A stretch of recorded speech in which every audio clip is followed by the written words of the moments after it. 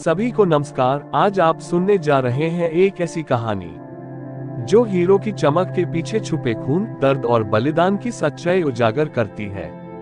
ये है blood diamond. साल 1999, अफ्रीका का छोटा सा देश सिएरा लियोन। हीरे की खदानों पर कब्जे के लिए एक खूनी गृहयुद्ध अपने चरम पर है। सुबह के माहौल की हल्की आवाजें। सोलोमन अपने बेटे डियाज को जगाता है। उठो बेटा, स्कूल का वक्त हो गया है।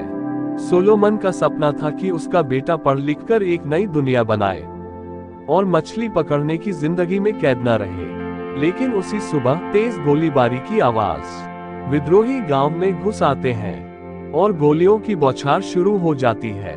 सोलोमन दौड़कर बेटे को छुपाता है, पत्नी और छोटे बच्चों को बाहर निकालने में मदद करता है, लेकिन खुद जमीन पर गिर पड़ता है। एक बच्चे का हाथ कुल्हाड़ी से काट दिया जाता है। सोलोमन की बारी आने ही वाली थी, लेकिन विद्रोही कमांडर रुकता है। ये आदमी मजबूत है, खदान में काम करेगा। गांव जला दिया जाता है, लोग मारे जाते हैं और बचे हुए लोगों को हीरे निकालने पर मजबूर किया जाता है, जो बाद में हथियार खरीदने में इस्तेमाल होते हैं। डरावना माहौल। खदान का मालिक है क्रूर कप्तान पॉइजन। वो झूठी आजादी का भ्रम देता है, लेकिन डर और मौत का साया हमेशा साथ रहता है। एक दिन एक कैदी को छोटा हीरा मिलता है। वो मुंह में छुपा लेता है। पॉइजन पकड़ लेता है और गन शॉट वो वहीं ढेर हो जाता है। उधर डेनी आर्चर, एक ऐसा आदमी जो इस युद्ध को अपने फायदे में बदलता है। वो विद्रोहियों को हथियार देता है और बदले में उनसे हीरे लेता है। लेकिन एक सौदे में एक छोटे कमांडर ने उसे धोखा देने की कोशिश की। वो मुश्किल से बचता है। सरहद पर माहौल। लाइबेरिया की सीमा पार करते वक्त डेनी के पास हीरे बकरी की खाल में सिले होते हैं। सीमा रक्षक को शक होता है, रिश्वत देने की कोशिश में पकड़ा जाता है और जेल भेज दिया जाता है। उसी दौरान सोलोमन को खदान में एक विशाल गुलाबी हीरा मिलता है। पंप खराब होता है, गार्ड का ध्यान भटकता है। वो पत्थर को पैर की उंगलियों में छुपा लेता है। तलाशी में कुछ नहीं मिलता।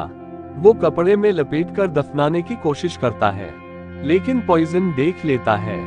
अचानक धमाकों की आवाज। तभी सरकारी सेना हमला करती है। कमांडर घायल होता है। सोलोमन हीरा छुपा देता है और गिरफ्तार होकर जेल भेजा जाता है। जेल में पॉइजन सबके सामने चिल्लाता है, सोलोमन ने एक बड़ा हीरा छुपाया है, जो ढूंढ लेगा उसे $1000 दूंगा। डेनी के कान खड़े हो जाते हैं। वो समझ जाता है कि ये हीरा अरबपति वैन डीकैप के लिए सुनहरा मौका है। डेनी का दोस्त पहले उसे फिर सोलोमन को जेल से निकलवाता है। बाहर आते ही डेनी की मुलाकात होती है अमेरिकी पत्रकार मैडी बोस से। शुरू में डैनी उससे फ्लर्ट करता है, लेकिन जैसे ही उसे पता चलता है कि मैडी ब्लड डायमंड मार्केट के बारे में जानकारी जुटा रही है, वह उससे दूर हो जाता है। जेल से छूटने के बाद सोलोमन अपनी फैमिली को ढूंढने कैंप जाता है, लेकिन उन्हें नहीं पाता। वह शहर जाकर अपनी पहचान छुपाकर एक होटल में काम करने लगता है। उधर डैनी कर्नल कोटजी से मिलता है और पिंक डायमंड के बारे में बताता है। कर्नल उसे वह हीरा लाने का काम सौंपता है। डैनी सोलोमन को ढूंढता है, लेकिन सोलोमन कुछ नहीं बताता। तब डैनी उसे ऑफर देता है कि अगर वह हीरे के बारे में बताएगा तो वह सोलोमन को उसकी फैमिली से मिलवाएगा। मजबूर होकर सोलोमन मान जाता है, लेकिन तभी रफ का हमला हो जाता है और दोनों बचकर एक रिफ्यूजी कैंप पहुंचते हैं, जहां मैडी भी मौजूद होती है। डैनी और मैडी एक डील करते हैं। मैडी सोलोमन को उसकी फैमिली से मिलवाएगी और डैनी उसे ब्लड डायमंड मार्केट के सारे राज बताएगा। एक अन्य कैंप में जाकर सोलोमन अपनी फैमिली को पाता है, लेकिन पता चलता है कि रफ ने उसके बड़े बेटे दिया को अपने साथ ले लिया है। ये सुनकर सोलोमन गुस्से में चिल्लाने लगता है और पुलिस उसे कैंप से बाहर निकाल देती है। निराश होकर सोलोमन डैनी को हीरे की लोकेशन बता देता है। डैनी मैडी को डायमंड मार्केट से जुड़े राज और अपनी डायरी देता है, जिसमें अवैध हीरे के खरीदारों के नाम थे। इसके बदले में मैडी उन्हें फेक रिपोर्टर बनाकर उस जगह ले जाती है जहां पिंक डायमंड दबा था, लेकिन रास्ते में उन पर हमला होता है। यात्रा के दौरान घात लगाकर हमला हुआ, गाड़ी को खेतों के रास्ते भगाना पड़ा। रास्ते में कामाजस नामक स्थानीय मिलिशिया मिली, जो विद्रोहियों और सरकारी दोनों सेनाओं का विरोध करती थी। सौभाग्य से मैडी को जल्दी ही मिलिशिया तक पहुंचने का रास्ता मिल गया और तीनों की मुलाकात बेंजामिन कैंपो से हुई। वे यहाँ सामान्य जीवन में लौटने की कोशिश कर रहे हैं। वे बच्चे जो पहले द्रोहियों के चंगुल में फंस गए, बेंजामिन व्यक्तिगत रूप से कई उग्रवादियों को जानते हैं। उनके स्थानीय कमांडर को अभी भी डर है कि मैं उन्हें ढूंढ लूंगा और सुबह उन्हें रूलर से मार दूंगा। शिक्षक ने मेहमानों को विद्रोही क्षेत्र से होकर निकाला। पहली चौकी पर उन्हें दो लोगों ने रोका। बेंजामिन ने उनके साथ बातचीत शुरू की, जैसे कि उसके छात्र हैं, लेकिन फिर उसने एक गोली चला दी। डैनी ने जल्दी से गाड़ी चलाया। वे कर्नल के बेस पर पहुंचे, जहां बेंजामिन को चिकित्सा सहायता दी गई। कर्नल डैनी को अपने साथ चलने को कहता है क्योंकि सरकार जल्द ही रफ पर हमला करने वाली थी। महिला ने गार्ड का ध्यान भटका दिया और आगामी अभियान के लिए डैनी को आपूर्ति चुराने में मदद की। उसे कर्नल पर भरोसा नहीं है, इसलिए वह और सोलोमन स्वतंत्र रूप से कार्य करेंगे। मैडी ने डैनी को अलविदा कहा और विमान की ओर चल पड़ी। वे जंगल में भाग गए। रात में आतंकवादियों के साथ कई कारें उनके पास से गुजरी। सोलोमन ने सोचा कि उसने अपने बेटे को देखा और उसे बुलाया। उन्होंने तुरंत दर्जनों बंदूकों से गोलीबारी शुरू कर दी। उन्हें सोलोमन के साथ कई दिनों तक भागना पड़ा। जल्द ही वे एक गांव में आ गए जिसमें लगभग सभी निवासी मारे गए थे और केवल एक बूढ़ा आदमी बचा था। सोलोमन अगले गांव की ओर चला गया जहां विद्रोही भड़के हुए हैं। वह अभी भी अपने बेटे को बचाने की उम्मीद करता है, लेकिन ये डैनी की योजनाओं का खंडन करता है। उनके बीच लड़ाई छिड़ गई। डैनी ने एक बंदूक भी निकाल ली। वे तुम्हारा बेटा अगली दुनिया में है, वह जीवित है और वह इन पागल लोगों के साथ है।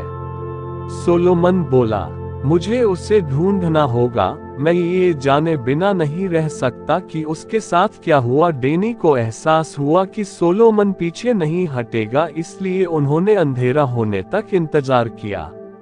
डैनी और सोलोमन हीरे वाली जगह पहुंचते हैं, जहां अभी भी रफ का कब्जा था। डैनी रेडियो से कर्नल को लोकेशन दे देता है, लेकिन कर्नल कहता है कि उसे आने में एक दिन लगेगा। सोलोमन रात में चुपके से कैंप में जाकर अपने बेटे दिया से बात करने की कोशिश करता है, लेकिन ब्रेन वॉश होने की वजह से दिया उसे पहचान नहीं पाता और शोर मचा देता है। रफ वाले सोलोमन को पकड़कर कप्तान पॉइजन के पास ले जाते हैं। तभी कर्नल अपने सैनिकों के साथ हमला करता है। डैनी दिया को बचा लेता है और सोलोमन मौका पाकर पॉइजन को मार देता है।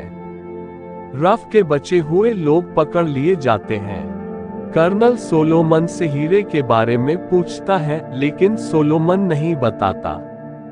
तब डैनी कर्नल को दिया के बारे में बता देता है।